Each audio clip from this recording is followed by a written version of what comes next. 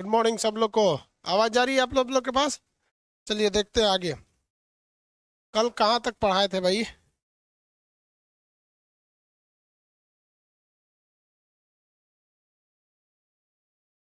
ये battery charge में लगा दीजिए क्योंकि अभी बैटरी खत्म होने वाला। कहाँ तक बताए थे वो? एसएचएम।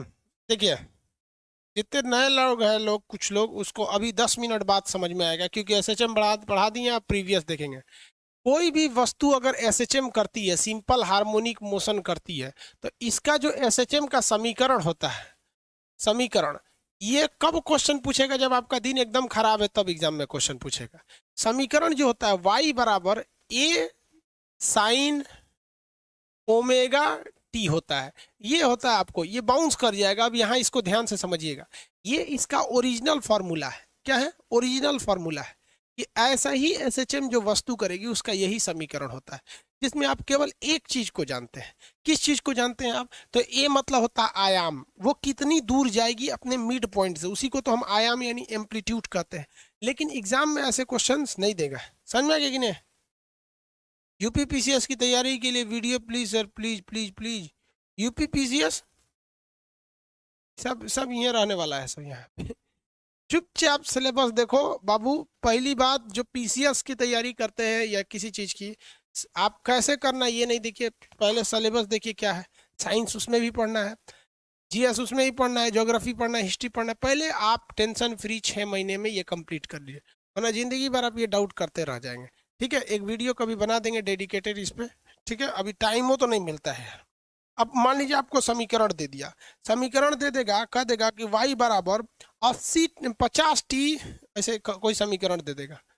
y बराबर 50 साइन 88t, ये समीकरण दे रखा है। ये क्या दे रखा है? समीकरण। अब इस समीकरण से आपको पूछेगा कि आप बताइए इसका आयाम कितना है। इस समीकरण से आयाम पूछे। क्वेश्चन क्या देगा कि किसी सरल आवर्त गति कर रहे पिंड का समीकरण इतना है, आप आयाम बताइए। तो भाई साहब एक बात बताइए, आयाम तो गधा भी बता देगा। कैसे गधा बताएगा? देखिए, आयाम होता है ए की जगह क्या लिखा है? 50, तो कम खत्म। आयाम कितना हो गया? 50। इसमें केवल क्या किया जाता है, इस इक्वेशन, ओरिजिनल इक्वेशन से इस इक्वेशन को मिला लिया जाता है। जिसके जगह पे जो है वही उसका क्या हो जाता है? वैल्यू हो जाता है। तो आयाम कितना हो गया? 50। साइन के जगह पे साइन टी तो कोई मतलब नहीं, टाइमिंग नहीं दी। ओमेगा की जगह पे क्या है? 88 है। तो आपको केवल क्या पूछना? आयाम पूछेगा, आवर्त काल पूछेगा, फ्रीक्वेंसी पूछेगा। यही तो चीज होती है। दूसरा क्या होता है? यही ना चीज होता है जी एसएचएम में, दूसरा तो कुछ होता नहीं है। यही ना होगा। चलिए देखिए, अब आगे हम पूछते हैं। यहाँ तक तो आयाम तक तो निकल गया, ये आयाम तो धाए दे निकल गया निकालने से।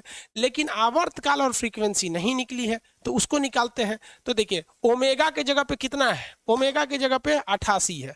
ओमेगा की जगह पे 88, ओमेगा की जगह पे 88। देखिए, ए की जगह पे 50 था, तो क्वेश्चन भी पूछा था कि आयाम कितना है, तो हम बता दिए हैं 50। साइन के जगह पे साइन, टी के जगह टी, लेकिन ओमेगा की जगह 88, तो हम ऐसे लिख सकते हैं ना, ओमेगा बराबर 88। ओमेगा का मतलब क्या होता है? 2 पाई/टी या 2 पाई/n, यही ना होता है। 2 पाई/टी या 2 पाई/n, यही आंसर होता है भाई ओमेगा का। तो ओमेगा बराबर होता है 2 पाई, n मतलब फ्रीक्वेंसी, n मतलब फ्रीक्वेंसी। अगर आप फ्रीक्वेंसी नहीं लिखना चाहते हैं तो 2 पाई/टी यही ना लिखते हैं भाऊ, ओमेगा की जगह यही लिखा जाता है। बराबर कितना है? 88। पाई का वैल्यू पता रहेगा, 2 की वैल्यू पता है, टी निकाल सकते हैं। तो आप बताइए हम यहाँ पे क्या लिखे? ओमेगा बराबर, हम कौन सी वैल्यू लें यहाँ पर? 2 पाई/n लेंगे तो हमको यहाँ से n निकल जाएगा, और 2 पाई/t लेंगे तो यहाँ से हमें t निकल जाएगा। इजीली तो है, समीकरण देख के कोई दिक्कत होता नहीं। लेकिन लड़का कंफ्यूज करता है कि सॉल्व कैसे करना है। भाई ओमेगा की जगह जितना दिया है ओमेगा को रख के सॉल्व कर देना है। अब सॉल्व करते हैं, हम कोई भी ले लेते हैं, तो पहले n ले लेते हैं फिर t लेंगे।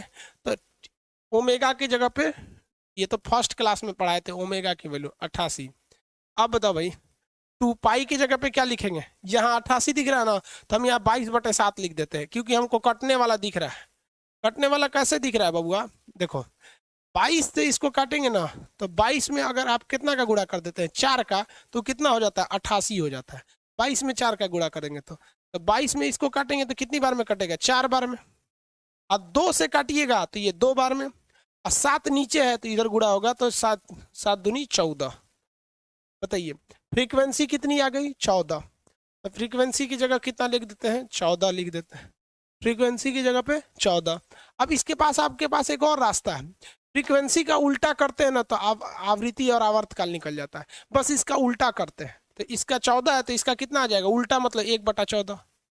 ये तो हम यहीं से निकाल लिए 1/14, 1/14 हम यहीं से निकाल लिए, नहीं निकाल लिए हैं? आया कि नहीं जी इन लोग का? हाँ 1/14 14, वेरी गुड। हाँ 1/14। चलिए हम फॉर्मूला से ही निकालते हैं, ये वाला तो हम फ्रीक्वेंसी निकाले, फॉर्मूला से ही निकाल देते हैं। चलिए फॉर्मूला के जिसके जगह क्या लिखेंगे 2 पाई बाई कैपिटल टी बराबर कितना हो गया 88, कितना हो गया 88। चलिए टी है ये, टी को यहीं रहने देते हैं। 2 पाई की जगह पे 22/7, 22/7, और नीचे पहले से टी है तो टी को यहीं छोड़ दीजिए, बराबर कितना हो जाएगा 88। देखिए इससे इसको काटेंगे 22 दूनी 44, 44 दूनी 88, 2 बार में कट गया, कितना बार में कट गया 2 बार में। अब ये देखेंगे तो 7 1/t बराबर 7 दूनी 14, तो टी बराबर देखिए इसको उल्टा करेंगे तो ये टी हो जाएगा, इसको उल्टा करेंगे तो 1/t हो जाएगा, तो इससे क्या निकलेगा टी बराबर 1/14। अरे इतना मेहनत करने से अच्छा है कि फ्रीक्वेंसी निकाल के उसको उल्टा कर दिए, निकल जाएगा। इक्वेशन वाला क्वेश्चन लड़का छोड़ देता है, उसको समझ में नहीं आता है, जबकि बहुत इजी है। इक्वेशन में है क्या बाबू, आपके इस क्वेश्चन में जो भी इक्वेशन दिया रहेगा आप बस उस इक्वेशन से ओरिजिनल इक्वेशन की क्या करना है, आपको तुलना करा देना है। ओरिजिनल इक्वेशन में जहां जो चीज की वैल्यू है वहां वो रख देंगे, काम खत्म हो जाएगा। आ जाएगा कि नहीं आ जाएगा? किसी को कोई दिक्कत नहीं है? बोलिए कोई दिक्कत?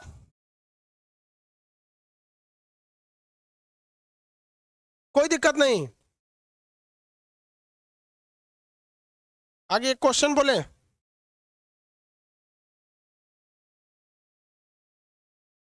क्वेश्चन बोले बाबू।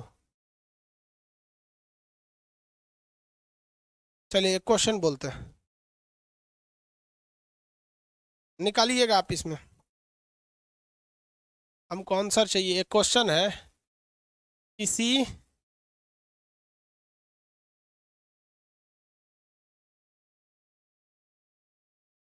SHM, किसी SHM का समीकरण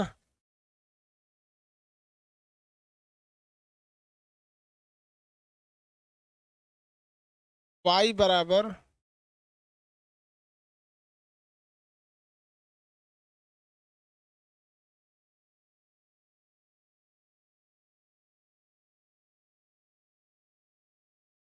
लिखिए, आपको यहाँ बताना आयाम कितना होगा, आपको ये भी बताना है कि फ्रीक्वेंसी कितनी होगी, और ये भी बताना है कि इसका टाइम पीरियड कितना होगा। जिस सीक्वेंस में हम क्वेश्चन लिखे हैं इसी सीक्वेंस में हमको आंसर चाहिए।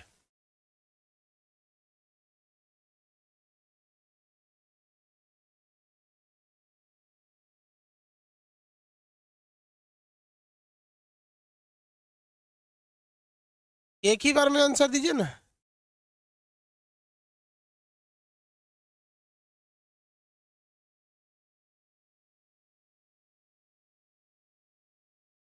आयाम तो सबको पता है 20 हो जाएगा,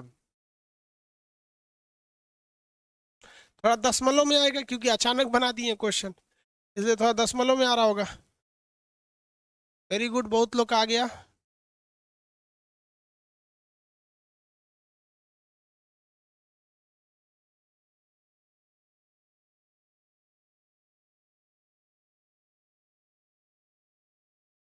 चलो बाबू देखो, आयाम तो कि गधा को भी समझ में आ गया होगा कि जो यहाँ लिखता है ओरिजिनल समीकरण क्या होता है। देखो बाबू ओरिजिनल समीकरण होता है y बराबर a साइन ओमेगा टी। तो a की जगह पे कितना है, a की जगह पे 20, ये तो निकल ही जाएगा। ओमेगा की जगह पे 66 है, ओमेगा की जगह पे कितना है 66, ओमेगा की जगह पे 66 है, टी से कोई मतलब नहीं रहता है, तो ओमेगा बराबर हो गया 66। ओमेगा की जगह लिख देते हैं 2πn बराबर 66। चलिए भाई 2 पाई की जगह पे हम क्या लिख सकते हैं 2 × 22/7, इंटू एन बराबर 66। इसको कितनी बार में काट सकते हैं? 3 बार में। कितनी बार में? 3 बार में। 3 से गुणा करेंगे 66 हो जाएगा। 7 तरीके 21, 21/2, 21/2 कितना आ जाता है भाई?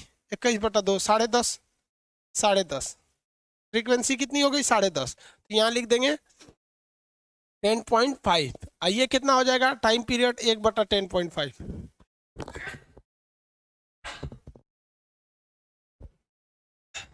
हो गया। अब वो मुँह जबानी क्वेश्चन बोल दिए थे ना, इसलिए पॉइंट वगैरह में आ गया। एग्जाम में ना बड़ा सटीक सटीक देता है, खटाखट कट जाता है। बस आपको फ्लो पता होना चाहिए एग्जाम में, फिर तो कभी फंसेंगे नहीं एग्जाम में। ये एसएचएम कंप्लीट हो गया। सिंपल हार्मोनिक मोशन से जिस तरह से क्वेश्चन आते हैं हर एक चीज बताए, चाहे वो लंबाई से लेकर हो गया या सरफेस उसकी गुरुत्व को लेकर हो गया, गहराई में हो गया, पहाड़ पर हो गया, ऊंचाई में हो गया, अंतरिक्ष में, किसी उपग्रह में, पृथ्वी के केंद्र पर, हर चीज बता दिए। गर्मी के दिन में, ठंडी के दिन में, झूला पे बैठ के, झूला पे खड़ा होकर, घड़ा में पूरा पानी, घड़ा में आधा पानी, छोटुआ बैठ गई है, छोटुआ आके खड़ा हो गया, ये सारा क्वेश्चन हम आपको एसएचएम का बता दिए कंप्लीट। इसके बाद अगर आपका एसएचएम से छूटता है ना, तो आप लोग अपने नाम के ब्रैकेट में करमफोर जोड़ लीजिएगा कि हम है करमफोर, हमारा कोई इलाज न है।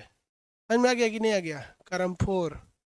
आप में से कोई करमफोर है तो यस बोलिए, हम करमफोर। हाँ, जिनका क्लास छूटा है उनके लिए कोई सवाल पैदा नहीं होता। क्लास छोड़े तो थोड़ी समझ में आएगा, पहले प्रीवियस देख लीजिए। यही तो फायदा है आपका इसमें ऑनलाइन में, कि छूट गया कोई दिक्कत नहीं, बाद में भी देख सकते थे। ऑफलाइन में छूट गया तो गए काम से। कोर्स खत्म होने के बाद भी आपका ये वैलिडिटी 1 महीना तक बची रहेगी। तो सर्वर से हटाएंगे ना तभी चलिए, किसी को कोई दिक्कत नहीं?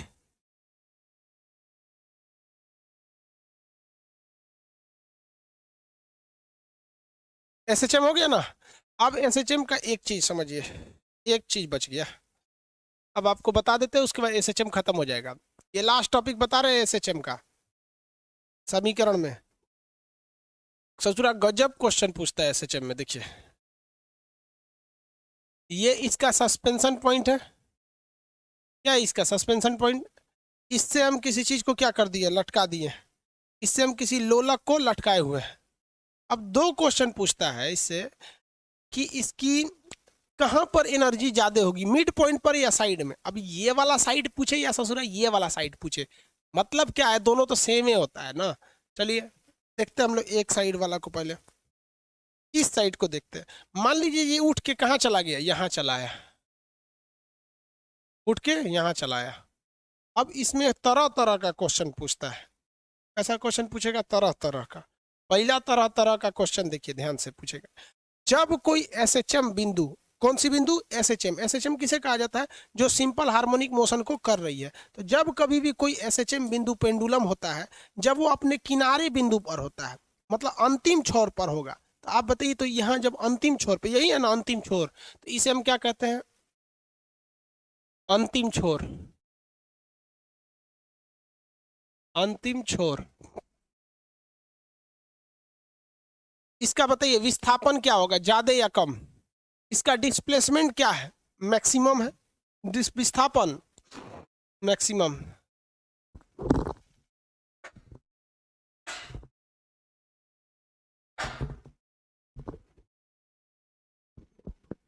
विस्थापन क्या हो गया? मैक्सिमम हो गया। आपको बताए थे एसएचएम की पहली पहचान कि विस्थापन और त्वरण, यानी डिस्प्लेसमेंट और एक्सीलरेशन, दोनों एक दूसरे से के डायरेक्टली प्रोपोर्शनल होते हैं। यानी अगर डिस्प्लेसमेंट बढ़ेगा, विस्थापन बढ़ेगा, तो त्वरण भी बढ़ेगा। ये एसएचएम की पहली शर्त थी, आपको बता दिए हैं कि एसएचएम में विस्थापन त्वरण के समानुपाती होता है। यानी अगर विस्थापन बढ़ेगा तो आपको कंफर्म पता है कि इसका त्वरण क्या होगा? बढ़ेगा। त्वरण क्या हो जाएगा? बढ़ेगा। यहाँ पर मैक्सिमम हो जाएगा त्वरण यहाँ पर। और आप बताइए, आपको पता है कि बल बराबर क्या होता है? बल बराबर द्रव्यमान गुणे त्वरण। इसमें द्रव्यमान पे कोई फर्क नहीं पड़ता है, तो त्वरण डायरेक्ट डिपेंड किस पे करता है? त्वरण पर। तो जब आपका इस पे त्वरण बढ़ गया, तो बताइए प्रत्यानयन बल, इस पे जो बल लगता है उसे रिस्टोरिंग फोर्स, प्रत्यानयन बल क्या होता है? मैक्सिमम हो जाता है। मैक्सिमम होगा कि नहीं होगा? अरे मैक्सिमम हो जाएगा बकलोल, वाह। सब तीनों एक ही से रिलेटेड है। तीनों किससे रिलेटेड थे? एक ही से, इसलिए मैक्सिमम हो गया। इसके अलावे अगर आप देखेंगे स्थितिज ऊर्जा, पोटेंशियल एनर्जी, स्थितिज ऊर्जा। अब आप बताइए स्थितिज ऊर्जा क्या होगी। स्थितिज ऊर्जा डिपेंड करती है हाइट कितनी है। तो आप देखिए अगर आप इसे सरफेस मानते हैं तो यहाँ हाइट थोड़ी सी है और यहाँ हाइट मैक्सिमम है, यहाँ हाइट बहुत ज़्यादा है। तो आप बताइए भाई, तो यहाँ ये पोटेंशियल एनर्जी क्या होगा, मैक्सिमम हो जाएगी। पोटेंशियल एनर्जी क्या हो जाएगी, मैक्सिमम होगी। होगी कि नहीं होगी, आप बताइए मित्रों, होगा कि नहीं होगा, पोटेंशियल एनर्जी मिनिमम। इसके अलावे अगर आप देखेंगे गति, इसकी गति बताइए यहाँ पर कितने लोग बता सकते हैं कि यहाँ पर इसका मोशन यानी गति कितना होगा। लास्ट बिंदु पर मोशन, गति बता दीजिए, गति बता दीजिए फटाफट, गति कितनी होगी। Very good, Lakhiram Bhandari 0, very good, सबसे पहले आंसर है आपका। विकास, सुजीत, रितेश 0। एक ठुकारा ओ, अरे ओ क्या होता है, वो भी कैसे लिखा है ऐसे ओ, देखो भाई जल्दबाजी में आंसर दे रहा है तो ओ, ऐसा ओ थोड़ी होगा 0, गति 0। क्योंकि भाई अगर गति 0 नहीं है तो ये मैक्सिमम विस्थापन है ही नहीं है, तब और आगे जाएगा। गति यहाँ क्या हो जाएगी 0। कितने लोग बता सकते हैं अगर गति 0 हो गई तो काइनेटिक एनर्जी यानी गतिज ऊर्जा, गतिज ऊर्जा क्या होगा, ये भी 0 हो जाएगा। गतिज ऊर्जा 0 हो गया। बच्चा वाला टॉपिक है ये 6 चीजें एसएचएम में। जो घोंचू भी होगा ना, करम जल्ला चाहे करम फोर, उसको भी समझ में आएगा। तो करम जल्ला और करम फोर भी इसको समझ सकता है सब बेहतरीन ढंग से, एकदम आराम से, किसी को कोई दिक्कत नहीं है। हो गया, फटाफट आंसर निकालेंगे, इतना में किसी को कोई दिक्कत नहीं। आप फटाफट एक कॉपी करिए, एक चिरकुट लीजिए, कटाकट बनाइए इसी को सीक्वेंस के हिसाब से। कैसे बनाना है इसको, कोई दिक्कत नहीं है। एक फिगर ड्रॉ करना है, यहाँ से एक फिगर, इसको एसएचएम को यहाँ से उठा के यहाँ ले जाना है। अब सोचिए सबसे पहले ये गया तो क्या हुआ, सबसे पहले आपका क्या आएगा, विस्थापन। फटाफट दिमाग में क्या आएगा, विस्थापन। भैया डिस्प्लेसमेंट क्या हो गया, मैक्सिमम हो गया, मैक्सिमम हो गया। इसके बाद क्या आएगा, डिस्प्लेसमेंट के बाद त्वरण, त्वरण भी क्या हो जाएगा, मैक्सिमम हो जाएगा। त्वरण पे डिपेंड करता है बल, ये भी क्या हो जाएगा, मैक्सिमम हो जाएगा। ऊंचाई पे गया है तो स्थितिज ऊर्जा, स्थितिज ऊर्जा ऊंचाई पे डिपेंड करती है, ये भी कितनी हो जाएगी, मैक्सिमम। लेकिन वहां पर गति 0 होगा, गतिज ऊर्जा 0 होगी। फटाफट, इसमें किसी को कोई दिक्कत नहीं है, कोई दिक्कत नहीं, सब होशियार है सर। एक तो देखो, एक बड़ी दिमाग लगा रहा है, देखो एक दिमाग लगाया क्या सर, एक बोल रहा है सर, एक बात बोले कि जब बीचवा में होगा ना तो एकरे सब उल्टा हो जाएगा, मतलब जब बीच में आएगा ना तो इसका सब उल्टा हो जाएगा। चलिए भाई बीच में ले आ देते हैं। अरे सर बीचवा में आएगा तो सब उल्टा हो जाएगा, सही है भाई, उल्टा हो जाएगा। ये है इसका सस्पेंशन पॉइंट, ये बीच में, ये आपका क्या मान लीजिए, इसको मान लेते हैं हम सरफेस, क्या है सरफेस। चलिए उल्टा होगा, देखते हैं क्या होगा। इसे कहते हैं इक्विबेरियम स्टेट, क्या कहेंगे, इक्विबेरियम स्टेट, मध्यमान स्थिति। इक्विबेरियम स्टेट या मध्यमान, मध्यमान बिंदु। आज 9 तारीख है, हाँ कल बिहार इलेक्शन का रिजल्ट। मध्यमान स्थिति, सबसे पहले देखिए कितने लोग बताते हैं यहाँ पर विस्थापन क्या होगा। भाई विस्थापन से जुड़ा हुआ है बल, जिसका विस्थापन ज्यादा उसका बल ज्यादा। विस्थापन से जुड़ा हुआ है बल, तो बल पर क्या प्रभाव पड़ेगा। अब बल से जुड़, अरे भाई विस्थापन से जुड़ा हुआ है त्वरण, तो त्वरण पे क्या प्रभाव पड़ेगा, त्वरण से ही जुड़ा हुआ है बल, बल पर क्या प्रभाव पड़ेगा। ये तीनों पर क्या होगा, क्या होगा भाई 0 बता दिया सर, सब होशियार है, कोई कर्म फोड़ नहीं है। बिचवा में आ गया तो त्वरण क्या हो जाएगा 0, विस्थापन क्या हो जाएगा 0। जैसे विस्थापन 0 हुआ त्वरण भी 0 हो जाएगा, बल भी 0 होगा, क्योंकि ये तीनों चीजें एक से रिलेटेड है, एक ही से रिलेटेड है। चौथा चीज क्या थी, स्थितिज ऊर्जा। स्थितिज ऊर्जा बताए तो बाबू, स्थितिज ऊर्जा, स्थितिज ऊर्जा यहाँ पर हाइट सबसे कम है, इससे कम हाइट पॉसिबल ही नहीं है पूरे एसएचएम में, क्योंकि अगर वो उधर भी जाता है तो हाइट बढ़ेगी और इधर भी आएगा तो हाइट बढ़ेगी। इससे कम एसएचएम में कितना भी वो सिंपल हार्मोनिक मोशन कर दे, पेंडुलम कर दे, इससे कम हाइट पॉसिबल नहीं है। इसलिए यहाँ पर स्थितिज ऊर्जा क्या प्रभाव पड़ेगा बताइए तो? मिनिमम हो जाएगा। वेरी गुड, वाह रे भाई वाह। मिनिमम, मिनिमम हो जाता है, मिनिमम। चलिए इस चीज को ध्यान रखिएगा। शायद मटेरियल में आपके जीरो लिख दिया है, एक चीज ध्यान दीजिएगा, सुधार लीजिएगा। मटेरियल में शायद आपके जीरो लिख दिया है। कितना हो जाता है? मिनिमम हो जाता है। आगे बढ़े, क्या हो जाएगा? मिनिमम। कितने लोग कहते हैं कि यहाँ पे गति क्या होगा? अगर जो गति होगा वही प्रभाव इसका पड़ेगा गतिज ऊर्जा पर, वही प्रभाव पड़ेगा इसका गतिज ऊर्जा पर, गतिज ऊर्जा पर। फटाफट, गति पे क्या प्रभाव पड़ेगा?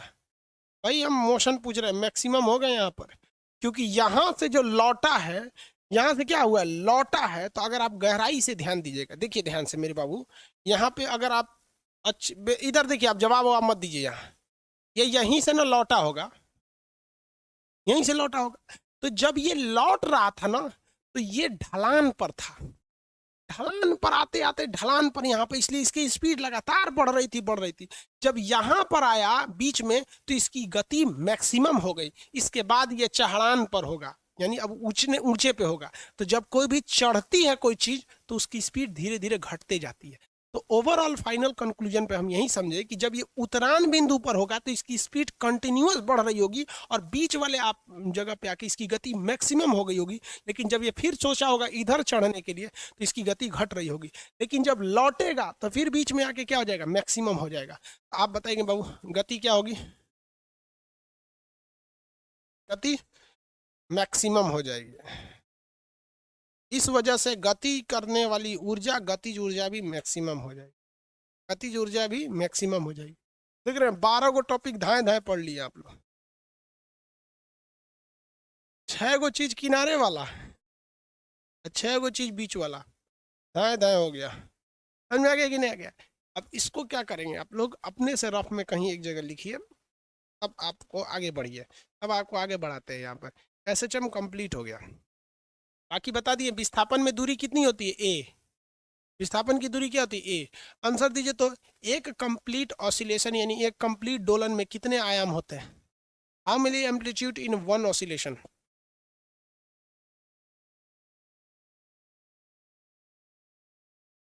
हो गया?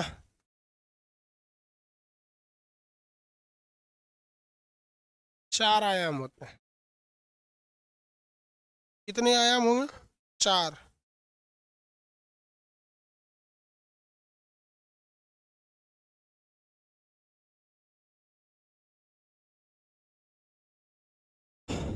हो गया? किसी को कोई दिक्कत नहीं है?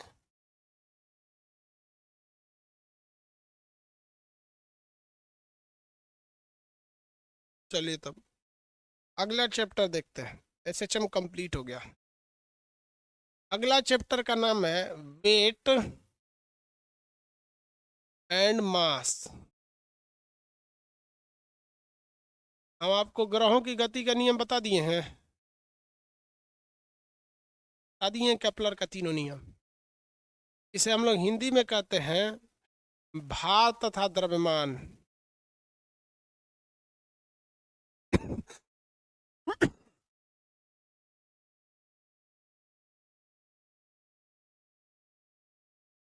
चलिए अब इस चीज को समझिए, अब बहुत बेहतरीन ढंग से। बड़ी उटपटांग चीज है, इसलिए इसको समझना बड़ी जरूरी है। सबसे पहला हम ये समझते हैं कि मास क्या होता है। तो हिंदी में कहते हैं द्रव्यमान, ठीक है? इससे दो तीन चीज समझ।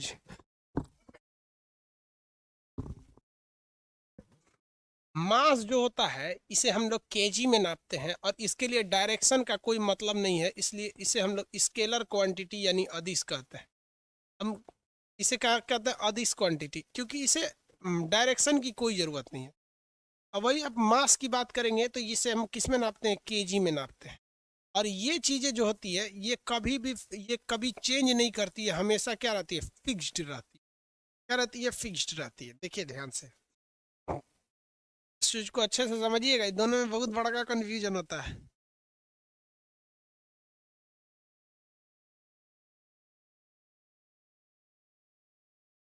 विशाल कुमार बोल रहे हैं, विशाल कुमार कि सर जी आपके लिए हम एगो लड़की देखे हैं, दहेज में बुर्ज खलीफा दे रहा है। अरे बकलवा, शादी भी है तू लोग करो, लोग को पढ़ाने से फुर्सत है?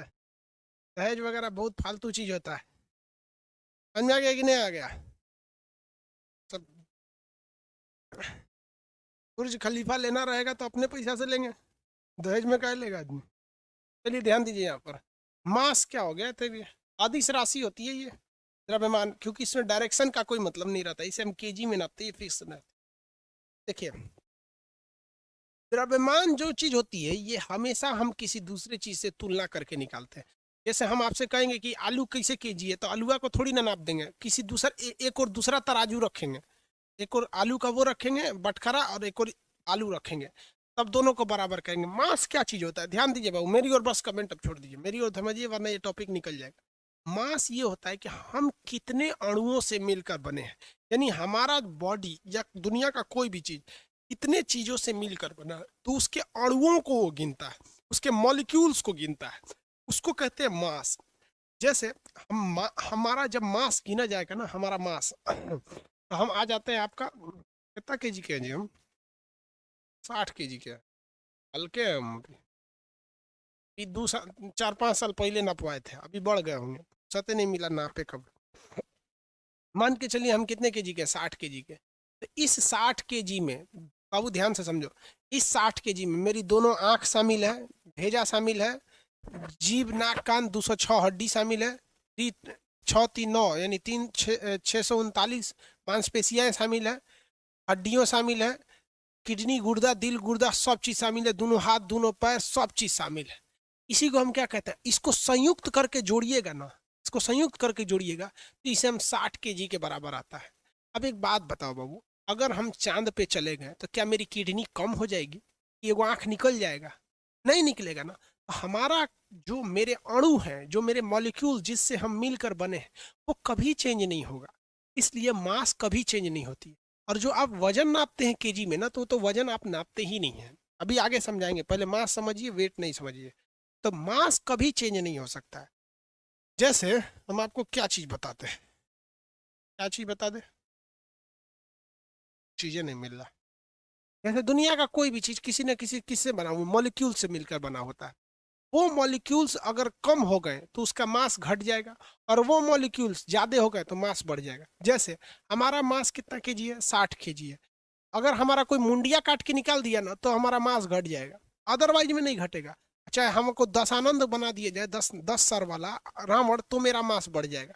यानी हमारी शरीर के बनावट के साथ अगर आप छेड़छाड़ कीजिएगा तो ही मास बढ़ेगा या मास घटेगा, अदरवाइज में वो बढ़ता घटता नहीं है। किसी को कोई दिक्कत है? अगर हमें कोई चांद पर लेके चला जाए तो हमारा शारीरिक बनावट में कोई चेंजिंग नहीं आएगी, तो मेरा मास यहाँ भी 60 केजी है, चंद्रमा पर भी 60 केजी रहेगा। अगर हमें पृथ्वी के केंद्र पर ले जाएंगे या अंतरिक्ष में ले जाएंगे, मेरे मास के साथ चेंजिंग नहीं होने वाला है, क्योंकि मास हमेशा फिक्स होता है। ये किसे जोड़ता है, मॉलिक्यूल्स को जोड़ता है, अणुओं को हिसाब से बनता है इसीलिए ये चेंज नहीं होता है। हम लोग किसी चीज का वेट नापते ही नहीं है। जैसे हम कहते हैं ना, मेरा 60 केजी वेट है, वेट नहीं है, ये मेरा मास है। अभी आगे समझाएंगे वेट के बारे में, आखिर ये कंफ्यूजन क्यों है। इसलिए दिमाग में हमेशा याद रखिएगा, कोई भी चीज का मास कभी चेंज नहीं हो सकता है। अगर हम आपसे कहते हैं कि चंद्रमा से एक पत्थर को हम पृथ्वी पर लाते हैं, चंद्रमा से एक पत्थर को हम क्या करते हैं, पृथ्वी पर लाते हैं, तो चंद्रमा से जब हम पत्थर को कहाँ लाते हैं, पृथ्वी पर लाते हैं, तो इस कंडीशन में बताइए हमारा मास चेंज होगा? मास कभी भी चेंज नहीं होगा। चंद्रमा से पृथ्वी पर लाने में मास चेंज नहीं होगा, या हमें चंद्रमा पर ले जाए या किसी ग्रह पे ले, मास कभी भी चेंज नहीं होता है। चेंज होता है तो वेट।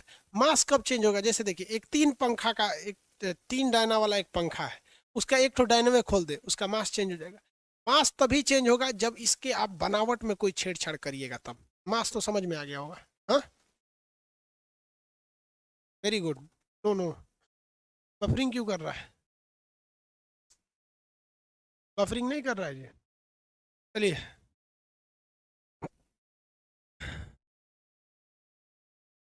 अब आते हैं हम वेट पर।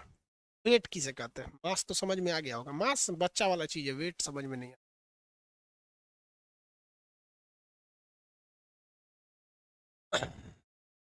वेट, इसे हम कहते हैं भार। इसे क्या कहते हैं? भार। पहले अब इसमें भार में समझिए, यह एक सदिश या राशि है, यानी ये वेक्टर क्वांटिटी है। सदिश यानी क्या है? वेक्टर है। वेक्टर। क्यों?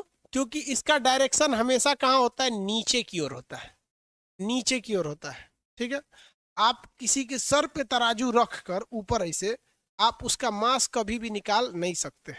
जब भी मास निकालना होगा आपको, तो आपको तराजू पैर के नीचे लगाना होगा, या फिर उसको ऐसे खींच के टान के उठाना होगा। समझ में आ रहा है कि नहीं आ रहा है?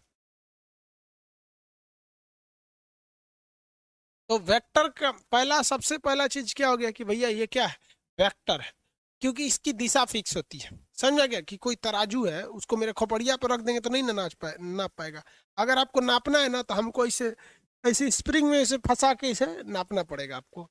चलिए ध्यान देते हैं यहाँ पर। तो ये हो गया आपका क्या चीज? नीचे की ओर होता है, डायरेक्शन होता है। ये एक प्रकार का क्या है? बल है। क्या है? बल है। वेट एक प्रकार का बल है। और बल का फॉर्मूला क्या होता है बताइए? एम इंटू जी। एम इंटू जी। बल का फॉर्मूला एम इंटू जी। भार या बल दोनों एक ही चीज होते हैं, दोनों का फॉर्मूला होता है एम इंटू जी। जैसे बल का फॉर्मूला जो था एम इंटू ए था ना, एफ बराबर एम इंटू ए। लेकिन ये भार हमेशा नीचे की ओर काम करता है। तो नीचे की ओर जब कोई चीज जाती है या ऊपर की ओर, तो उस पर त्वरण जी लगता है, तो वहां एम इंटू जी हो जाता है, और इसे हम फोर्स न करके डब्लू कहते हैं। तो ये एक प्रकार का क्या है? बल है। भार एक प्रकार का बल है। ये एक ऐसा बल है जो पृथ्वी हम पर लगा रही है। कोई भी पृथ्वी जिस चीज को जिस बल से नीचे खींचती है, उसे उसका हम क्या कहते हैं? भार कहते हैं। अब आप हमारा भार निकालिए, खान सर का भार।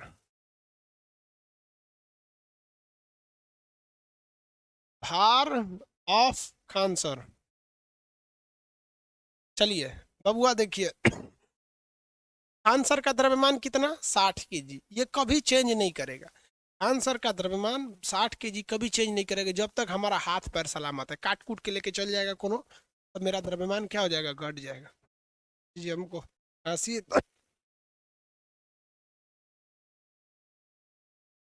हाँ? अच्छा, कोरोना तोरोना मत निकल जाए। भयानक हो गया भाई, खांसी सर्दी खांसी दोनों हो गया। बस ये है, देखिए आप लोग को भी बताते हैं, अगर केवल खांसी है तो कोई दिक्कत नहीं है। सर्दी हो जाता है ना, तो कोरोना का खतरना नहीं होता है। हमको सर्दी भी ज्यादा है, सर्दी के साथ साथ खांसी भी है। कोरोना में सर्दी नहीं होती है। खैर, आप लोग की दुआएं साथ हैं, हम सब में किसी को कुछ नहीं होगा, ऊपर वाला हम लोग का साथ है। देखिए अब एक बात बताइए, जी की वैल्यू कितनी होती है? 9.8। हम 10 मान लेते हैं। हम क्या मान लेते हैं? 10। कितना हो गया? 600। क्या चीज? न्यूटन। तो अगर आप हमारा भार निकालिएगा तो साला 600 न्यूटन आएगा। द्रव्यमान निकालिएगा तो हम केवल 60 kg के हैं। हम द्रव्यमान निकालेंगे तो कितने केजी के? 60 kg के। लेकिन भार निकालना है तो उसमें 10 से क्या करना पड़ेगा? गुणा करना पड़ेगा। अब आप कहिएगा, जरूर कहिएगा, हम भी आपको बताते हैं। आज से 15 साल पहले हम भी अपने सर से एक क्वेश्चन पूछे थे। उस समय हमको फिजिक्स शायद मिश्रा सर पढ़ाया करते थे। चलिए देखिए ध्यान से। तो हम लोग छोटे छोटे थे, उस वक्त पूछे थे कि सर, जब हमारा भार न्यूटन में आता है तो हम काहे कहते हैं कि वेट कराओ तो 25 किलो आटा है, चाहे कितना केजी है। तो आपसे हम एक सवाल पूछते हैं, आपके मन में भी सवाल आता होगा कि हम जाते हैं अपना वजन नापवाने तो कहता है 60 kg, गेहूं खरीदने जाते हैं तो कहता है 10 kg, आलू खरीदने जाते हैं तो कहता है 1 kg, और कहता है कि यही भार है। तो एक आपने एक सिंपल सा सवाल का जवाब आप दे दीजिए कि अगर हमें किसी चीज का मास पता नहीं है, अगर हमें किसी चीज का क्या नहीं पता है? मास पता नहीं है, तो क्या हम उसका भार निकाल सकते हैं? क्या कल्पना भी कर सकते हैं कि बिना मास पता किए हम उसका भार निकाल सकते हैं? नहीं निकाल सकते हैं। क्यों नहीं निकाल सकते? क्योंकि भैया तुम हमको मास दोगे तो हम उसमें जी का गुणा कर देंगे। समझ में आ गया कि नहीं आ गया? किसी को कोई दिक्कत? बिना मास निकाले ससुरा पते नहीं चलेगा उसका भार कितना है। हम अपना मास पहले पता किए ना, 60 kg है, तब ना हमको भार निकला है। किसी को दिक्कत? इतना तक तो समझ रहे हैं? चलिए अब आगे आइए, यहाँ पर हम आपको कुछ एग्जाम्पल्स देते हैं। आलू कितना? आलू ले लेते हैं 2 kg, ठीक है।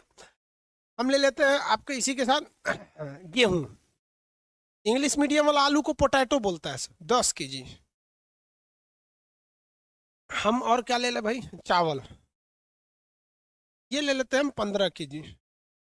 एक बात बताइए, ईमानदारी से बताइए, मेरी और ध्यान से समझिए, फिजिक्स को खेलिए, हंस खेल के पढ़िए, बहुत मजा आएगा।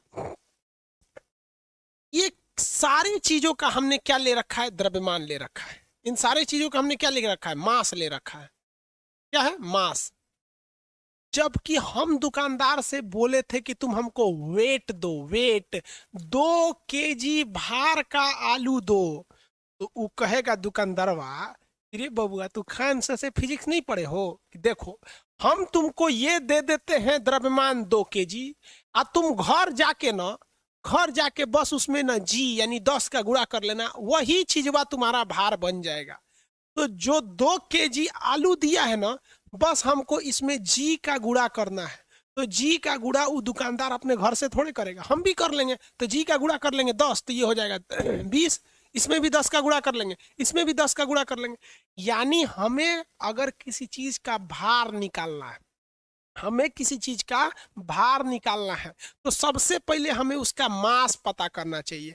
और मास जब पता हो जाए तो घर जाके उसमें 10 का गुणा कर लीजिए, यानी हम 9.8 जी का गुणा कर लीजिए, भार निकल जाएगा। इसलिए लोगों ने कहा कि ससुरा ये 10 का गुणा इसमें भी है, इसमें भी है, इसमें भी है, दुनिया का कुछ लीजिएगा उसमें भी है, तो गुणा तू घरे जाके करते रहना ना। लोग इसी मास को द्रव्यमान कहने लगे, और बोलचाल की भाषा में इतना फेमस हो गया, इतना फेमस हो गया कि लोगों को भार और द्रव्यमान में अंतर समझ में नहीं आता है। तो आप कहीं से खरीद कर लाते हैं, तो आप क्या खरीद कर लाते हैं बाबू? आप खरीद कर लाते हैं द्रव्यमान, और आप घर आके उसका गुणा कर लीजिए, आटा आराम से उसका भार निकल जाएगा। किसी को कोई दिक्कत नहीं? आगे बढ़े। तो दुनिया में कोई भी चीज हमें भार के हिसाब से मिलती है कि द्रव्यमान के हिसाब से? हमें मिलती है द्रव्यमान के हिसाब से। द्रव्यमान को किस में लगाते हैं? केजी में। बस उसमें 9.8 लगभग यानी 10 का गुणा कर लीजिए, आपका भार निकल जाएगा। सब लोग अपना अपना भार निकाल के दिखाइए। सबको दुनिया में कोई भी चीज वेट के हिसाब से नहीं मिलेगी, जब भी मिलेगी आपको द्रव्यमान मिलेगा, उसमें जो 10 का गुणा कर लीजिए घर जाके। दुकानदार कहेगा कि भार चाहिए, आप कहिएगा कि हमको 2 kg आलू चाहिए, तो कहेगा कि 2 किलो आलू का भार चाहिए, तो दुकानदार कहेगा देखो बबुआ 2 kg ले जाओ, 10 का गुणा अपने से कर लेना, भार में बदल जाएगा। समझ में आया? ये भाई ये कौन है भाई इतना भयानक? 800? बाप रे बाप। ये देखिए तो, एगो कह रहा है कि सर हम 800 kg के हैं, तो 80 kg का होगा वो। कह सर 800 जूल न्यूटन के, तो 80 kg का होगा। Very good. मास में अंतर समझ में आ गया? चलिए थोड़ा सा फिजिक्स से खेलते हैं हम। फिजिक्स से क्या किया जाए? खेला जाए। खेलने का मजा ही कुछ और है। फिजिक्स के साथ क्वेश्चन लिखते हैं। एक महिला का भार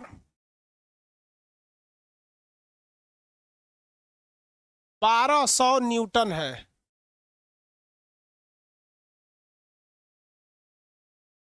उसका मास बताइए। उसका मास यानी द्रव्यमान, उसका द्रव्यमान मास कितना होगा? मास कितना होगा? महिला घुसी आती है। यूपी में एक ठो मार हो गया, कल का न्यूज देखे ना, कि दीपावली के खरीदारी में एक ठो महिला दूसरी को कह दी कि आंटी उधर चलिए ना, तो उसको मार दियो कि तुम हमको आंटी कैसे बोल दियो। अजबे दिमाग होता है इन सब का। लड़कियों को हमेशा सुंदर बोलो, उनको कम उम्र का बोलो, उनको पतला कहो, उनको एकदम कहो कितना तुम काम कर लेती हो, वाह रे वाह। ये चीज हमेशा याद कर लीजिए, आपका कभी झगड़ा नहीं होगा। फिजिक्स के साथ ये सब चीज हमेशा। गर्ल्स को खुश शादी ब्याह हो जाए कि तुम्हारा कितना कम उम्र की लगती हो, कितनी तुम पतली हो, इसे नहीं जमा, क्योंकि ये लोग सच बोलते थे। झूठ बोलना चाहिए। चलो आंसर आ गया, किसी को कोई दिक्कत नहीं है। आगे देखते हैं कैसे निकला बाबू। मास बराबर होता है द्रव्यमान गुणे त्वरण। मास मैडम का कितना दिया, भार कितना दिया था ये मैडम का, 1200 kg। मास पते नहीं था, जी का वैल्यू 10 मान लेते हैं, जीरो से जीरो कट गया, 120 kg का थी। कितनी केजी की थी, 120 kg की, याद रहेगा, 120 kg की। हो गया।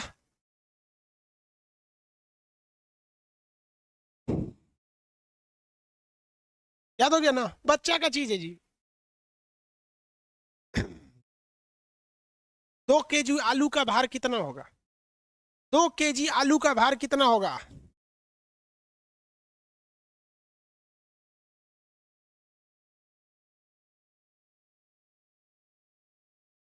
20 kg। अरे 200 kg कौन बोलता है बकलोल कहीं का। ऐसा सिस्टम रहता ना, कैमरा में घुस जाते, घुस के अंदर में मुंह फोड़ देते इसे। बकलोल 20 kg, 200 kg बोलता है क्या कहीं का।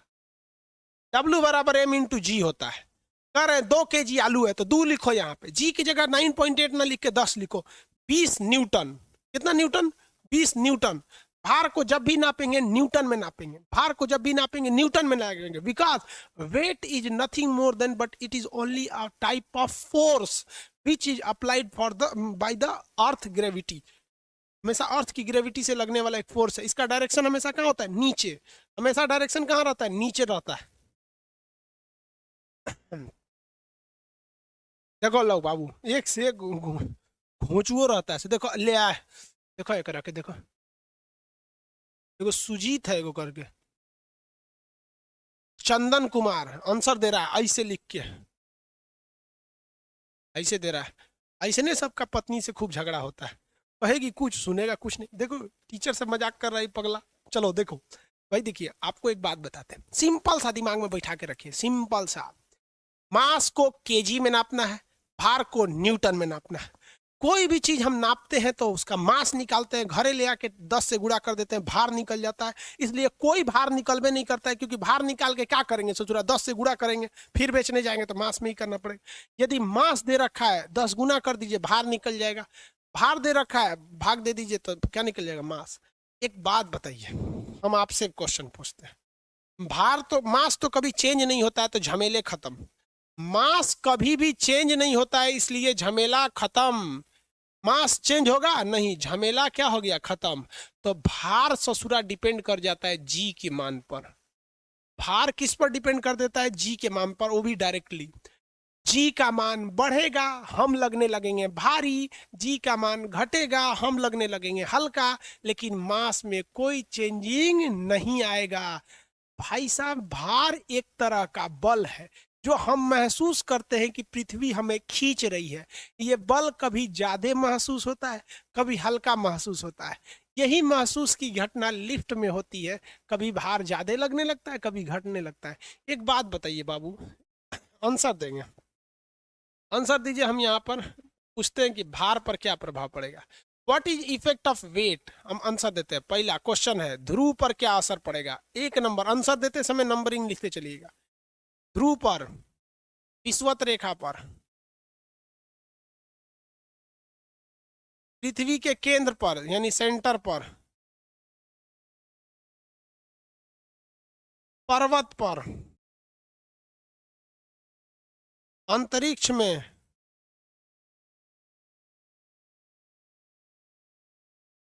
बढ़ेगा घटेगा सब, फटाफट फटाफट, कहाँ बढ़ेगा घटेगा, घटेगा कहाँ होगा, जीरो होगा, बढ़ेगा घटेगा यही ना होगा।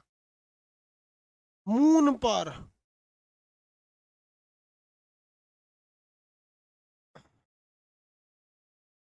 अरे जीरो कैसे कहाँ ले आ रहा है, मैक्सिमम मिनिमम नहीं भाई, बढ़ेगा घटेगा बताइए ना, मिनि हाँ ये भी हो सकता है, मैक्सिमम मतलब समझ जाएंगे कि आप बढ़ने के लिए इंक्रीज डिक्रीज ऐसे करके बताइए, इंक्रीज डिक्रीज ऐसे करके। चलिए कोई बात नहीं, आंसर आपका सबका सही आ रहा है।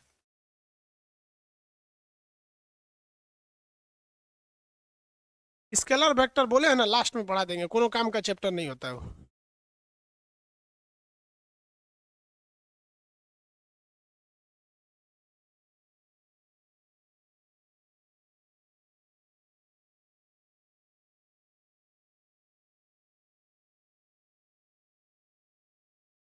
वेरी गुड, सब बता दिया लोग। अब हम भी बता देते हैं। देखिए, आप लोग सबसे बड़ा गलती क्या कर रहे होंगे कि यहाँ पर जी का फॉर्मूला नहीं लिखे हैं, इसलिए एक बार जी का फॉर्मूला लिख दीजिए, capital G M by R square, capital G M by R square. ये थोड़ा सा आपको सहूलियत दे देगा। चलिए हम देखते हैं ध्रुव पर। ध्रुव पर जी का रेडियस कम, जी का वैल्यू ज्यादा, तो वेट ज्यादा, तो ध्रुव पर क्या हो जाएगा, मैक्सिमम हो जाएगा। विषुवत रेखा पर, विषुवत रेखा पर रेडियस ज्यादा, तो जी की वैल्यू कम, जी की वैल्यू कम तो वेट कम हो जाएगा, यानी मिनिमम हो जाएगा। Very good. केंद्र पर, पृथ्वी के केंद्र पर जी की वैल्यू 0, तो केंद्र पर भार भी कितना हो जाएगा, 0। पर्वत पर, जैसे जैसे ऊंचाई पे जाते हैं जी की वैल्यू घटती है, तो वेट भी घटेगा, पर्वत पर घट जाएगा। अंतरिक्ष में, अंतरिक्ष में जी का वैल्यू 0 हो जाता है, तो कितना हो जाएगा, 0 हो जाएगा। चंद्रमा पर, चंद्रमा पर जी की वैल्यू 1/6 हो जाती है, चंद्रमा पर जी की वैल्यू 1/6 हो जाती है। तो जब 1/6 हो जाता है चंद्रमा पर जी की वैल्यू, तब क्या होगा भाई, जब 1/6 हो जाएगा, तब चंद्रमा पर 1/6 होने की स्थिति में हमारा भार भी 1/6 हिस्सा हो जाएगा, लेकिन मास में कोई चेंजिंग आएगी नहीं। यही क्वेश्चन ससुरा घुमा फिरा के पूछता है, पर्वत पर हेन तेन दुनिया भर का। भैया जी देखो भाई, सीधी सी बात, एक बात बताते, आपको ग्रेविटेशन फोर्स पढ़ा दिए जी की वैल्यू, ससुरा अगर ये बढ़ा, इसको बढ़ा दीजिएगा, घटा तो घटा दीजिएगा, ई 0 तो यो 0, ये अनंत तो ये भी अनंत। तो ये चैप्टरवा तो हम आपको पढ़ाइए दिए हैं जी ग्रेविटेशन में। ऊंचाई पे जाइएगा जी घटेगा, वेट घटेगा, गहराई में जाएंगे जी घटेगा, वेट घटेगा। केंद्र पर जी की वैल्यू 0 तो भार भी 0, पर्वत पर जी का वैल्यू कम तो ई भी कम, ध्रुवों पर जी की वैल्यू ज्यादा तो भार भी ज्यादा, विषुवत रेखा पर जी की वैल्यू कम तो ये सूत्र कम होगा, अंतरिक्ष में जी का वैल्यू 0 तो भार भी 0। जहां जहां जी पर जैसा इफेक्ट पड़ेगा, वैसा ही इफेक्ट वेट पर पड़ेगा।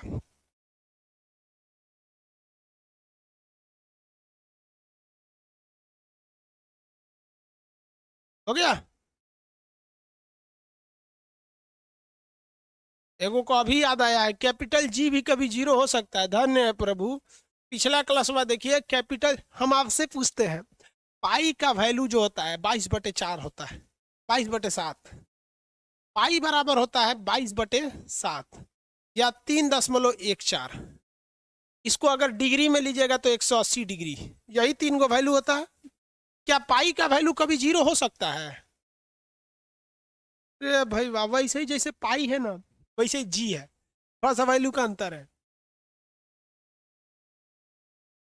समझ में आ गया? चलिए अब एक क्वेश्चन बताइए। टाइम हो गया, क्वेश्चन बताइए। क्वेश्चन है, एक व्यक्ति का, ध्यान से समझिएगा क्वेश्चन आने, एक व्यक्ति का चंद्रमा पर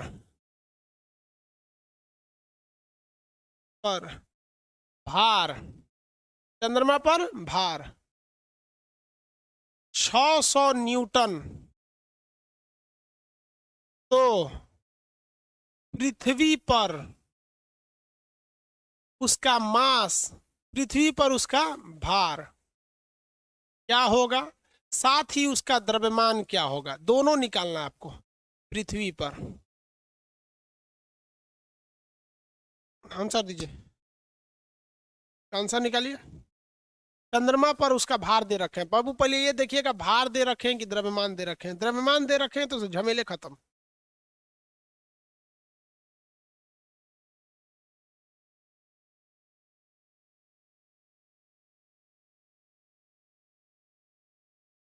चलिए आंसर देखते हैं।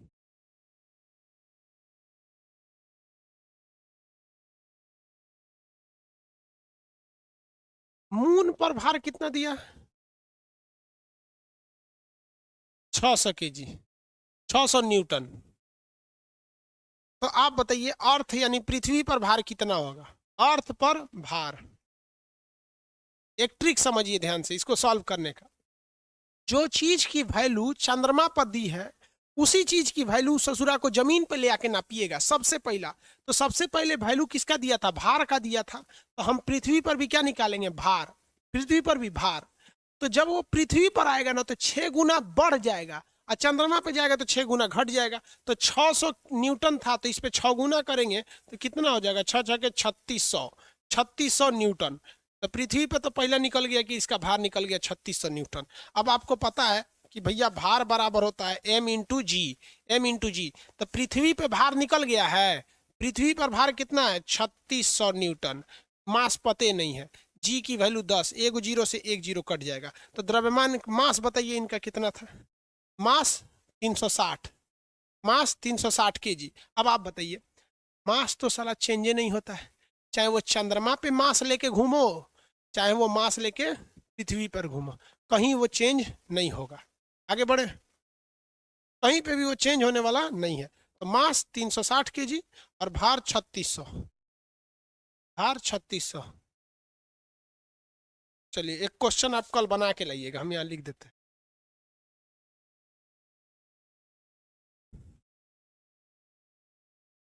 एक व्यक्ति का चंद्रमा पर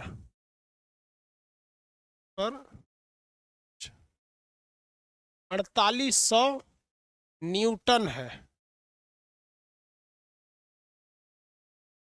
तो उसका मास यानी द्रव्यमान। अब आप बताइए भाई, द्रव्यमान चाहे कहीं पे चेंज तो होगा नहीं, बताइए क्या होगा? मास क्या होगा? इसको घर से करके लाइएगा, ठीक है? इसको घर से बना के लाएंगे आप लोग। चैप्टर हो गया।